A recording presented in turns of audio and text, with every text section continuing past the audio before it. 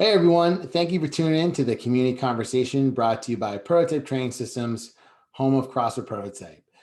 The community conversation highlights a different member of the Prototype community each week and allows them to tell their story, share their life experience, and communicate their perspective on all things fitness. So we've all listened to podcasts and watched YouTube videos that highlight some of the world's greatest leaders and visionaries. And we believe we have some amazing people right here at Prototype, and we want you to get to know them. So to that end, I want to introduce you to our 15th guest, the one and only Jay Chung. Jay has been part of the Prototype community for actually before its inception. Him and his wife, Debbie, are true OG members. As a matter of fact, they used to own Sapporo Korean BBQ, which was right next door to Prototype. Now they own Seoul Kitchen in Westford, Mass. Jay and Deb have two awesome kids, Sam and Ben. Their family recently also got a puppy who I heard has been eating everything in sight. And, I don't know what else to say except Jay Chung is the man, and I'm so pumped to have him on the community conversation. So thank you, Jay. Oh, thanks for having me, man. I've been enjoying watching all the interviews from Colin to everyone else, really. So it's been a pleasure watching, and I'm glad to be on. Yeah, man. So a lot of people know you, Jay, but not everyone knows you. So why don't you give everyone a little context and background, your story. I mentioned you're a restaurant owner, family man. Why don't you talk about anything you want to talk about? Yeah, absolutely. So I've known you, Mike, for quite some time. We've owned Sapporo, which is right next door to the gym. We sold in 2019 August, but I think we had owned it for 12 years or 13 years or so. And I remember when the gym was opening, we were friends even before that. So it's crazy to see. I'm sure people talk about it a lot. It's crazy to see I don't know how long the gym's even been open now, seven years or whatever it is. So the opening to this machine at this point, run by Mike Collette and all the other great coaches over there. It's been a real awesome thing to see. I've learned personally a lot from you, just friend stuff, business stuff, and anything in between. We don't own Sapporo anymore. We opened Seoul Kitchen, which is our restaurant now, in beginning of 2014. So it's going to be 7 years or so. And yeah, we've been owning that. So right now we just own one restaurant. We've been doing really well. We love Westford, which is about 30 minutes from here. It's one of those towns nobody knows where it is unless you live there or live close to it. It's basically 495 straight north all the way, 30 minutes, exit 32, if anyone wants to know. It's not that far. It's, people are like, where is it? Near New Hampshire? No, it's not all the way up there. So we've done that for 7 years. We've owned Sapporo for 13 years. Obviously, we sold that, and now another Mike owns it. So yeah, that's where we stand today. So there's a lot of different directions I can go with this conversation. The first one, and I'm just curious if you know the answer. You and I first met when and how, and why don't you tell everyone what our name of our group was called, if you remember? So I used to see you training people at BSC, but I don't think I ever spoke to you. And then through Mike Scott and Jesse, we created, and then Eddie Newton, a bunch of other people, we created this basically networking group, right? Mm-hmm. Networking group called Team Soju, which is now I think about it, like beyond childish. So Team Soju is the number one spirit in the world that most people don't know here. Number one spirit meaning by volume. It's a Korean drink. It's about anywhere between 15 to 18% alcohol. So it's not that strong, but people absolutely crush it in Korea. Therefore, that's why it's the number one spirit by volume sold in the world. And I think our group was named that because we would just get together and drink. Oh, yeah. We would just drink, and it wasn't the greatest networking group, but it was definitely the funnest. We would just like drink and talk over each other. I think like Now I think about it, probably like at least quarter of us had ADD or ADHD. Uh, So there's really we nothing. had, we still do, Yeah. There you was know. really nothing that we accomplished when 8 of us or whatever sat together and talked. It was Uh-huh. just, I mean, it was a hell of fun, but It was fun. through that epic party. Uh-huh. But yeah, it was that's how we got to know each other and became friends. And obviously we've known each other for a long time after that. And then we were neighbors, working out, going to Sapporo, all that stuff. Yeah. And then he opened up Seoul in 2014.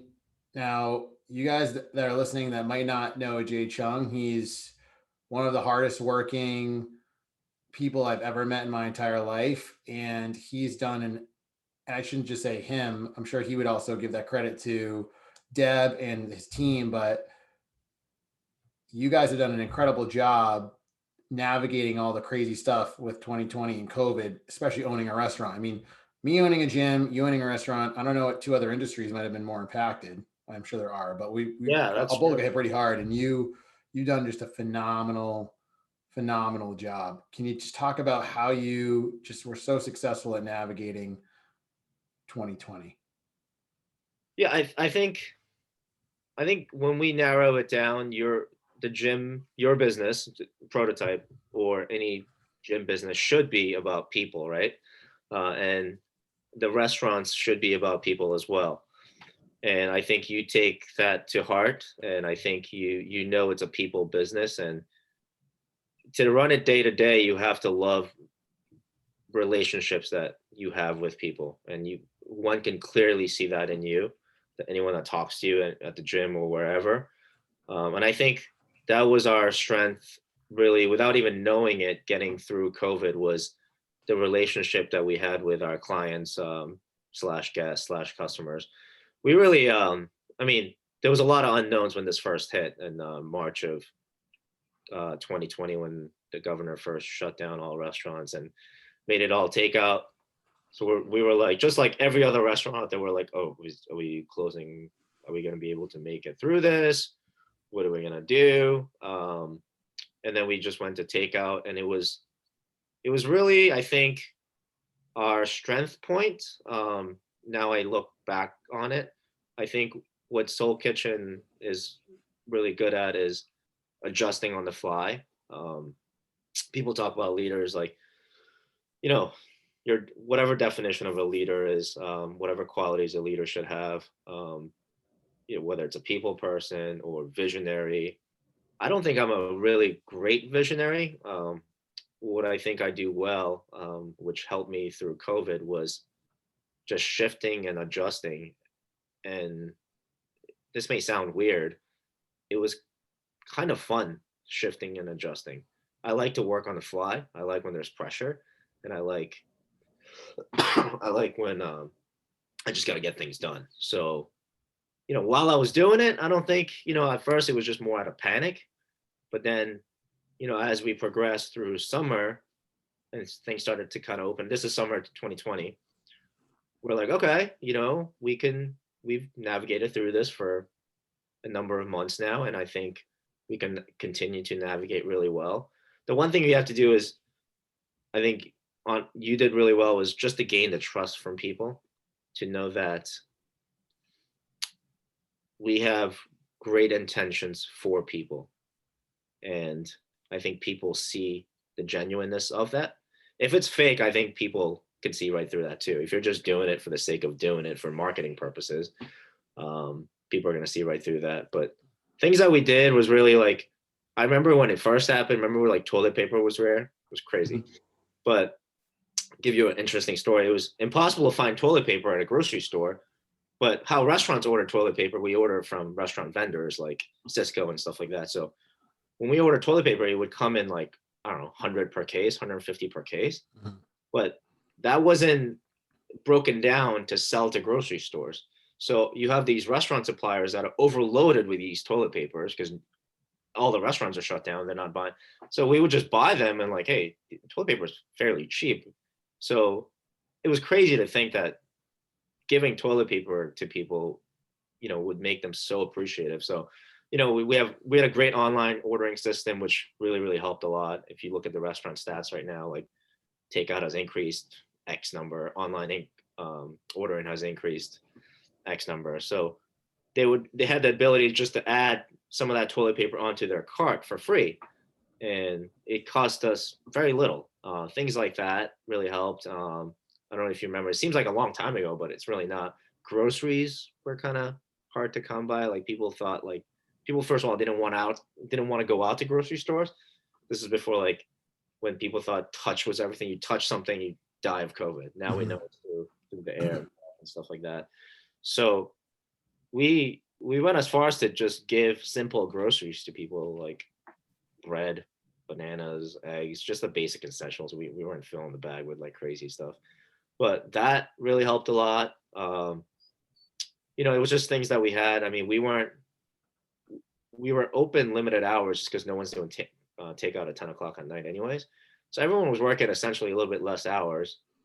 So we were just doing things to keep ourselves busy, but also really help the community. And I think that really helped us. But in addition to that, you obviously got to know what you're doing, and your food has to be good, and your business has to be good, and all those other factors. But I think if you're doing all those things really well, and on top of that, you get that personal touch and the community that's behind you, then I really think during this COVID, I think that's really a home run for a lot of people, a lot of businesses out there. Yeah, you guys absolutely crushed it. I didn't know about the toilet paper thing. I know you guys did the meal kits, or maybe still do the meal kits, the drinks to go. You've changed a lot of things with your business as a result of COVID. On our end, it's like the virtual component is something that's going to stay. Like we see tremendous value to it. It helps more people, allows us to extend our reach, and that aligns with our values and what we do. What are you guys doing with what you've done that's going to continue going forward as things kind of move into or transition to more of a new normal here in Massachusetts?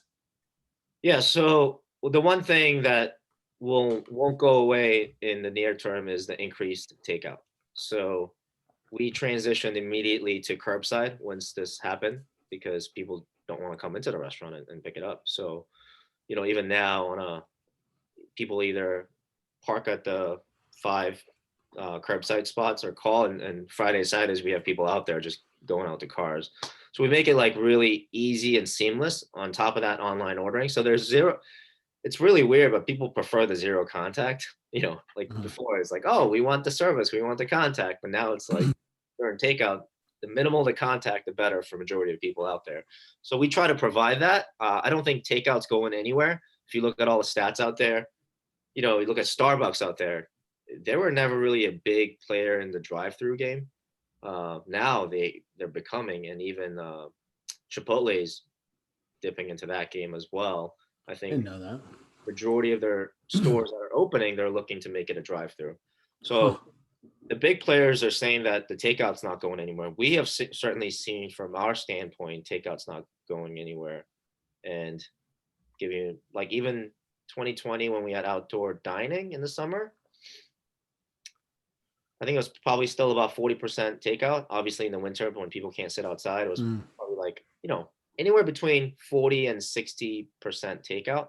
Wow. Give you an idea of comparison before that, pre-pandemic, our takeout business was probably 10% or less. Wow. I did not know that.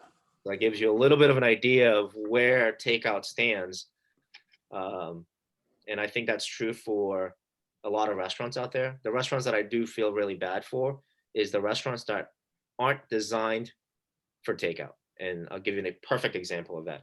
If you own a high-end steakhouse, and let's say it's a $55 steak, yeah, maybe a couple people will do that steak to go, but not many people are doing it to go. No. So, it's all about dine in for those steakhouses. And everybody knows when you go to a steakhouse, it's not just for the steak. You want the wine, you want the service, you want the sides, it's the whole 9 yards, right? So those restaurants suffered a lot, although they're coming back now with obviously vaccination and all the other stuff that's playing a factor.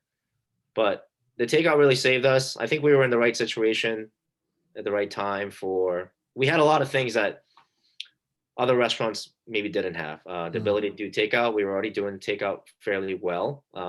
It just, our food is fast, so we were able to do that transition into more takeout relatively more easily than other restaurants. In the summertime, we had the space to put a big tent up. So, and we already had outdoor dining. And I'm sure you knew in 2020, outdoor dining was where it's at. You know, Mhm. I used to say outdoor dining in New England is almost insignificant, especially in the suburbs, because there's mosquitoes, number one. Mhm. Two, you think you want to sit outdoors, but the window of temperature is only from 75 to 85 degrees. If it gets higher than 85, you think you'll be comfortable, but you're going to be too hot. If it gets Mhm. below 75, you think you'll be comfortable, but you're sitting there, so you're too cold. But now that window has, I don't know, what should we say, like 50 to whatever, 100 degrees? 50 to 100 degrees. Yeah, 100%. It doesn't matter. Put on an extra coat or take off an extra layer. No one exactly. cares. Exactly. We had in the winter, we still had the outdoor tables out there with heat lamps, and I remember it was like 20 degrees or 10 degrees one day. There was still like a table sitting out there. I'm like, Mhm. kudos to them, you know.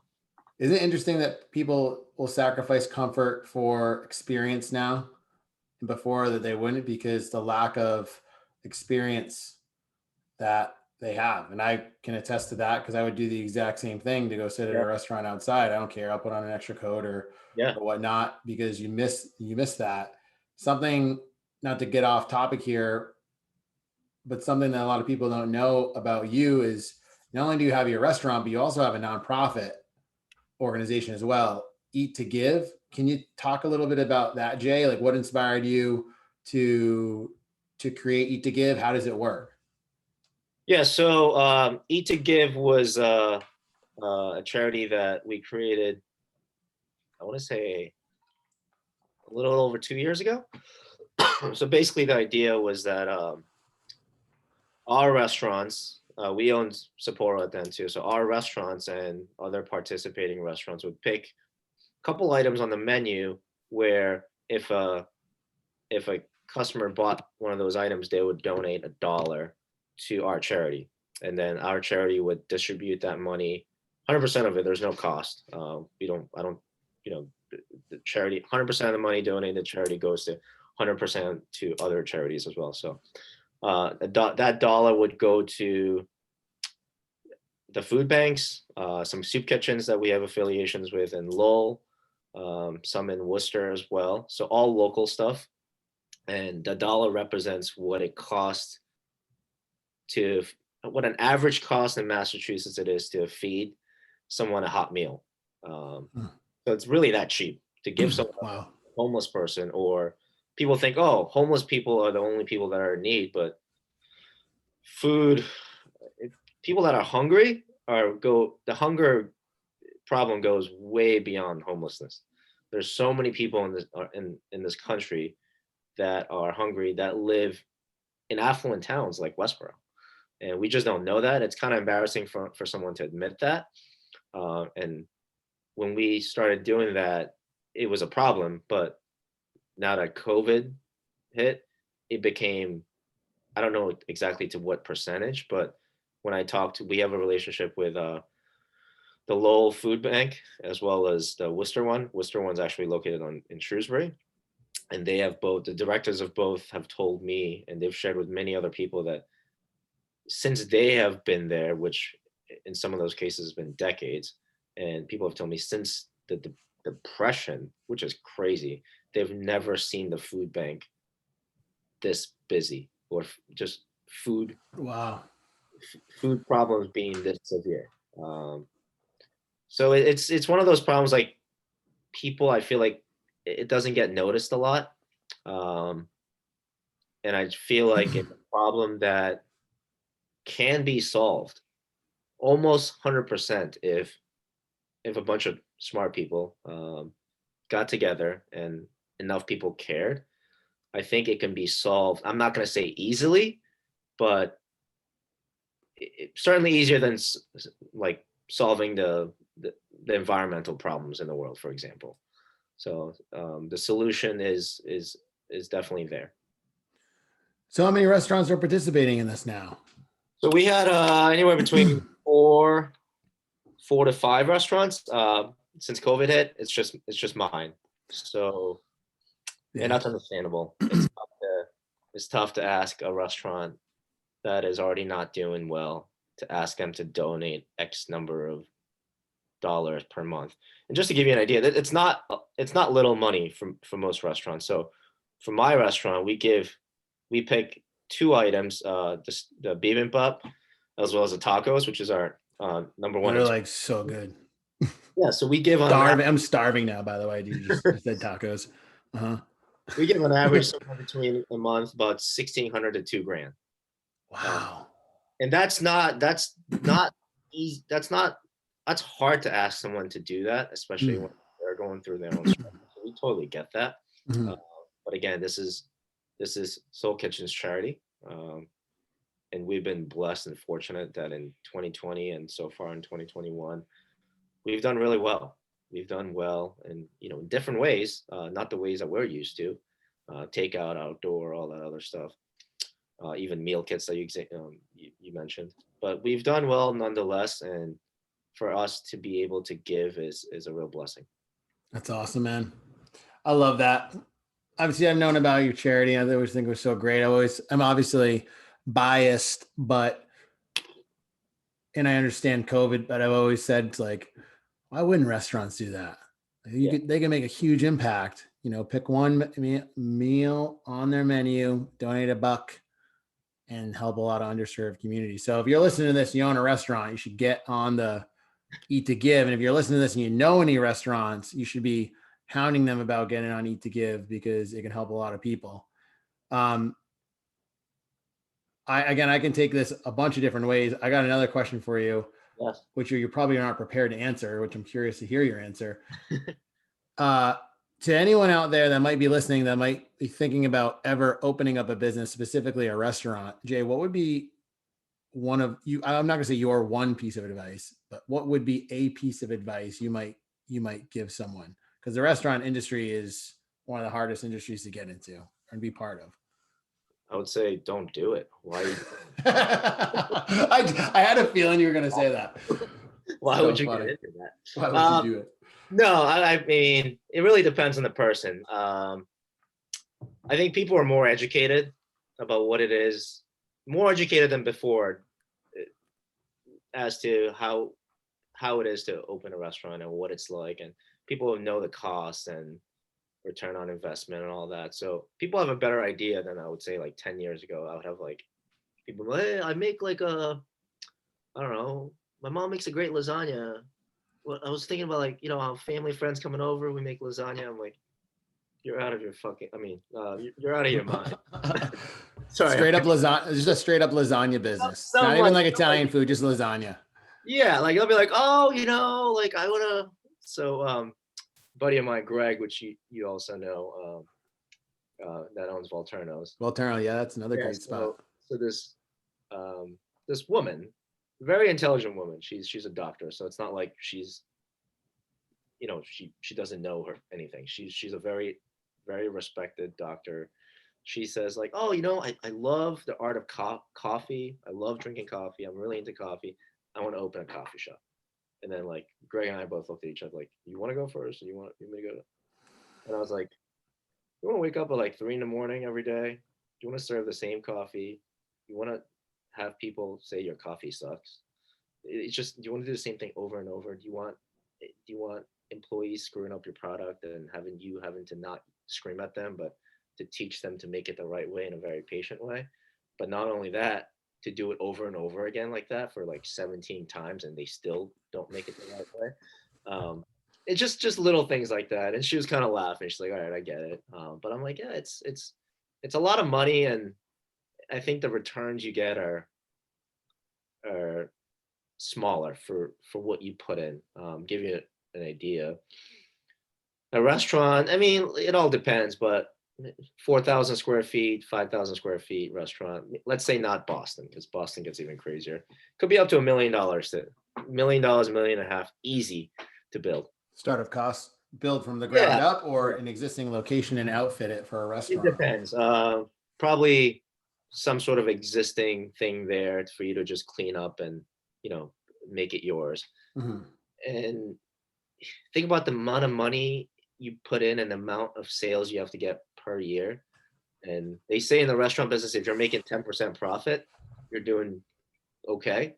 Anything below 10%, you should watch your numbers. Anything above 10%, you're doing really, really well. If you're hitting 15%, you're hitting home run. So people imagine like, oh, you just sold that meal for like $30. Like you sell like 5 of those, you're gonna make like $150. I'm like, no, you sell 5 of those, you're gonna make like $15 because you just made $3 out of one meal that you sold for $30. So all that hard work and you made $15. You want to do it over and over again. So that's where the numbers come. You want a lot of people. But I think the people that I know that do it well, just like anything else, treat it like a business first, and then kind of. I mean, you definitely do have to have passion or at least an interest. You have to love either the food aspect or the people aspect, hopefully both. But I think you have to treat it like a business, and you have to be a very business-minded person that's also knows about food or service or both. You can't just be a numbers guy either, sitting behind the computer and just, I don't know, crunching stuff. So you kind of have to know enough about everything: finances, marketing, cooking, serving, all that stuff. To be well-rounded, you're gonna know all the stuff. Yeah. So I always like to joke that, not that I'm great or anything, because I'm not, but like what's the saying? I'm a master of none. But I forget how that goes. But I know what you're saying. I don't know either, but yeah, I know little exactly bits about a lot of things. I don't know. Yeah. I'm not a master at anything. So Jay, you're a successful restaurateur, and you've recently got into this endurance kick. I know you ran a marathon recently. Well, maybe not too recently now. It's got to have been a few months. Yeah. We climbed up, we did the Presidential Traverse. Not a lot of people that are listening might know that we climbed all those mountains. That was harder than the marathon. Much harder. Yeah, why don't you talk about that? I would love to hear your perspective, because you have kind of a funny story. And plus, we'll send this to Jesse afterwards so he can hear it too. Yeah, so Jesse's, let's just say he wasn't being honest. For you guys that don't know, by the way, Jesse Dimmick, shout out Jesse Dimmick. He is one of our buddies that we mentioned earlier that we started a networking group with, became a friend, was part of Prototype, physical therapy assistant, was a coach at Prototype, and ended up moving back to Vermont. So that's where he is now as a physical therapy assistant. And it's funny you mentioned coffee. Him and his wife, Erin, just opened up a coffee roasting business, and they actually just dropped off some coffee for me, which is fantastic. Yeah. I think it's called Victory Coffee Roasters. I think something Kingdom. Oh, Kingdom. Sorry, not Victory. Kingdom. Yeah, Kingdom. Sorry. Yeah, it's actually really, really good coffee. So Jesse basically puts this trip together for all of us to go and meet up and climb all the mountains out there, Presidential Traverse. And I had no idea what we were doing. We went to Seoul Kitchen before that, the night before, ate and drank a ton. And I think woke up at 3 a.m. So we were not physically prepared. But Jay, you tell the story. I'm still traumatized. When you bring that up, it just brings up bad memories, good and bad, more bad. So thank God, by the way, that Leah was training me for the marathon that summer, because the marathon was going to happen a little bit, like a few weeks after the hike, right? So I was like, like I was probably in the best endurance shape of my life. So thank God for that, at least, because I didn't know what I was getting myself into. There was a group text going back and forth, and I remember Jesse saying over and over again, overpack, because you don't know what Washington's going to be like. You don't know what when you get up to the top of the mountain, you don't know what that's going to be like. So there's 10 mountains you climb. I had never done any of them. Me either. I climbed Wachusett once. Me too. Which is so different. It's not the same. Now I know So when I think of like a hike, I think of like, just like a stroll. You see birds chirping. Yeah, just go for a little walk. Yeah, it was intense. As soon as we got there at 3 a.m, we had these like lamps on. I'm immediately huffing and puffing. It's like it's steep. It was like this, and I remember I had the most gear on because I was told to come prepared, and I was obviously the smallest guy there with the most amount of gear. Uh-huh. So I'm climbing this, and I'm immediately panicking.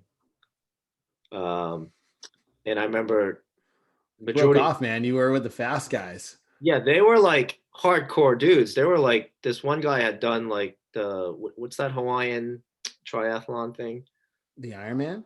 Ironman. Like Mhm. he had done the Ironman, and a couple of them are like endurance athletes.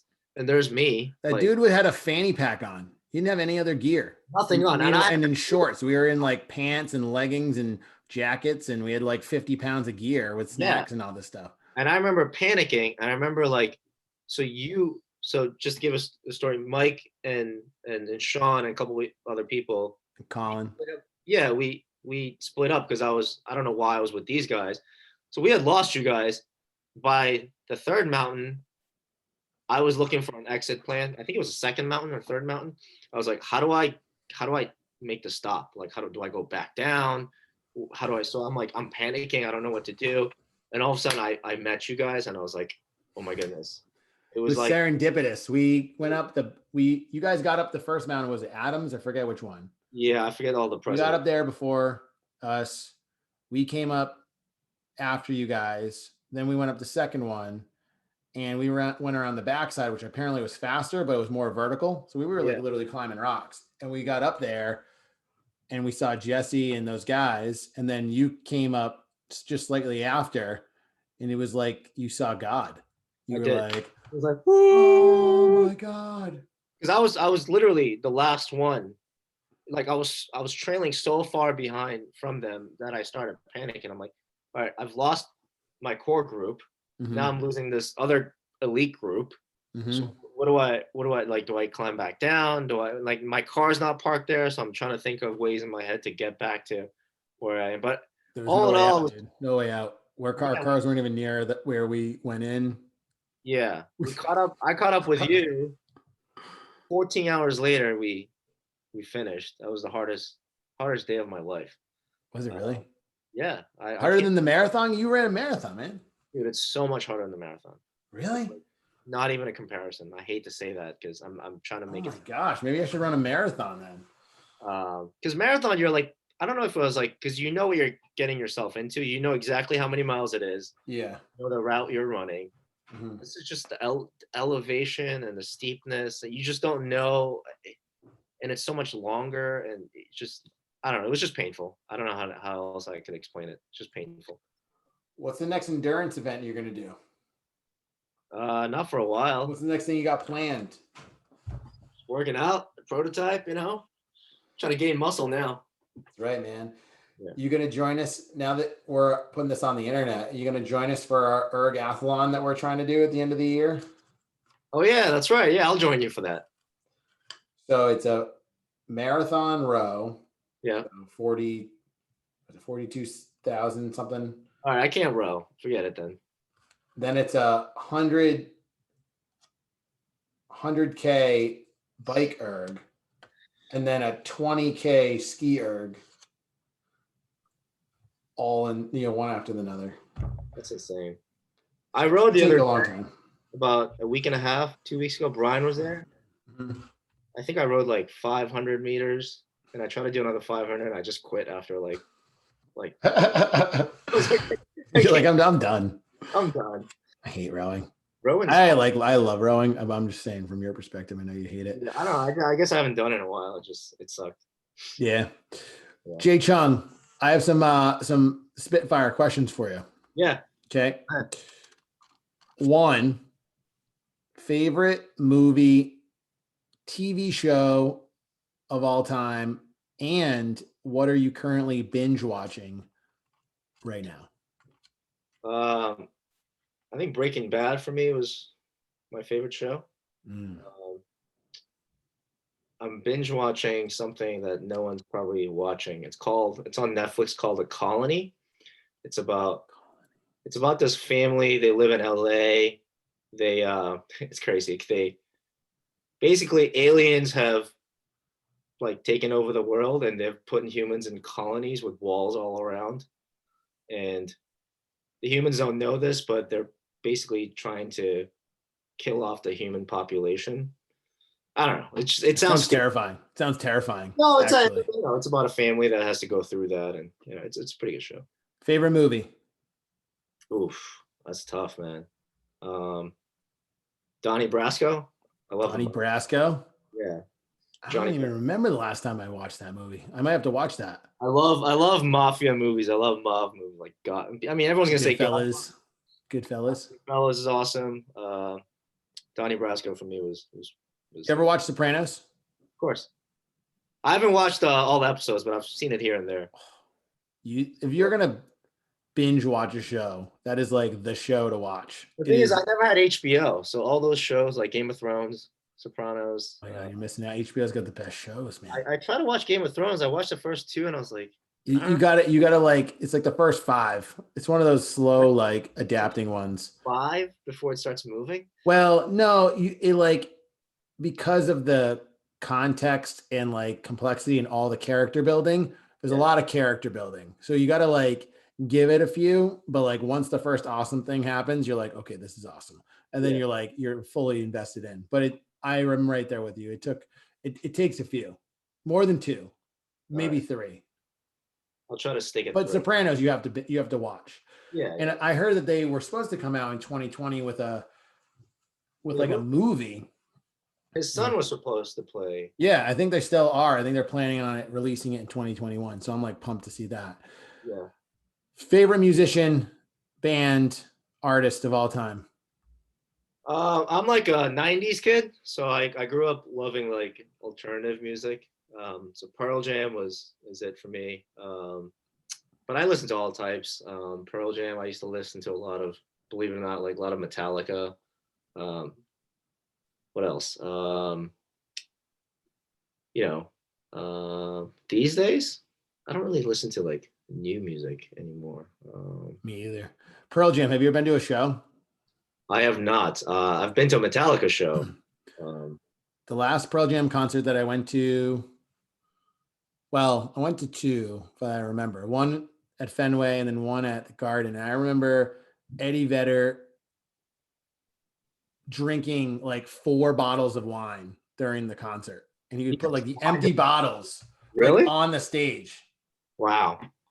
Dude, and it was like by the end of like the show, they finished with Yellow Ledbetter. Yeah. And it was just vowels. I mean, like all you could hear. He doesn't really enunciate that much anyways. No. So you can play it off. Yeah, exactly. Don't call me. All right. Last question. What's your favorite thing to do when you're not working out? What's your favorite thing to do? What's your hobby? Number 1 hobby? Recently, it's become, I have more and more, but I'm sure a lot of other people too, to travel. And I wish I traveled more. And Debbie and I have vowed to travel more as soon as this kind of subsides a little bit. But I just love going on vacations. Her and I differ in vacations a little bit. She's more of like resort type of person, which I don't mind. But I love seeing new cultures. I especially love, like, if we go somewhere, like, that's the one thing I have to have is good food. Like, I can't go to a place where it's known for crappy food. So that's the one thing I always look for. I think it's kind of going off topic, but New Orleans, in my opinion, in America, at least that I've been to, is the best food city in the States. I love West Coast. I love like Southern California. I love that area. So we try to visit there at least once a year. We didn't last year for obvious reasons, but yeah, we just love traveling. What's the next place you guys are going, or you have anything planned? We had a quick Cancun trip planned, but I don't think that's going to go through. So we heard about all these freak stories when you come back and if you test positive, they're just going to hold you, and some of it is false I don't know. Really? What, in Mexico they'll hold you? Yeah, so the U.S. now needs you to travel guidelines, isn't it? Yeah. Well, no, you have to test negative before you come back. Yeah. Then you have to stay in the resort if you test positive. And then I don't know, like I don't want to be in a resort but not able to go out for 10 days. So Yeah, it's too challenging. yeah, but I'd love to do like, I mean, our favorite place in the world is Hawaii. Mm. Everyone loves Maui. We like going to Oahu just for the food and just the culture of it as well. So that's our favorite place in the world. So hopefully we can go this year at some point. Oh, that'd be awesome. Yeah. That's one place that I want to check out too, man. Yeah, I really suck at surfing, but I still love it. Um, yeah, I don't know. It's one of those things I can't seem to get better at it, but I keep If trying. you only go and surf when you go to Hawaii, man, you know, you're not gonna get better at it. Yeah, well, where am I going to surf here? I don't know. I can't tell I you. tried Rhode Island. There's like, we were like, oh yeah, you can surf here. Like, I don't know. You can surf in like Narragansett. Yeah, it didn't work for me, dude. There was like zero waves. Yeah, the waves aren't. It's nothing like It's nothing not. like that. No, it's not. Well, Jay, I really appreciate you being part of the community conversation, man. It means so much to me and everyone at Prototype and everyone tuning in, watching, listening right now. Thank you. And remember, every week we're going to be releasing a new community conversation with a new guest to get your week started. And to be the first to know when a new community conversation is posted, subscribe to our YouTube page or join our daily brief newsletter. Or subscribe on Spotify. These videos are also posted in our community members only group on Facebook. If you're a member of Prototype and for some reason you're not in that group, let us know. We'll get you in. And lastly, if you're interested in being on the community conversation, just shoot us a message and we'd love to have you. So until next time, thank you, everyone. Thanks, buddy. Appreciate it.